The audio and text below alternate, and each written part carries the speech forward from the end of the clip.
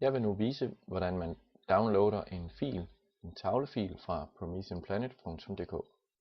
Gå til prometheanplanet.dk og logger ind med brugernavn og adgangskode.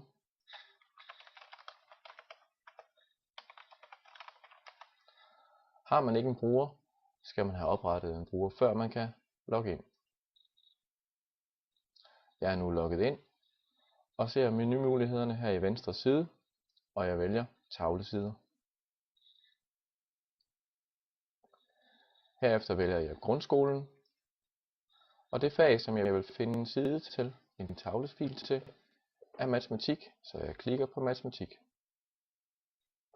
Her ligger der en masse sider allerede, som er blevet fremstillet til brug i undervisningen, og som man gratis kan downloade. Den fil, jeg gerne vil hente, hedder 10-talssystemet i indskolingen, så jeg klikker på download fil. Så skal jeg vælge, om jeg vil gemme den, og jeg laver gem som. Skal jeg finde ud af, hvor den skal ligge i Active Software, Active Inspire, mine ressourcer, mine tavler, og navnet står der. Jeg klikker på gem,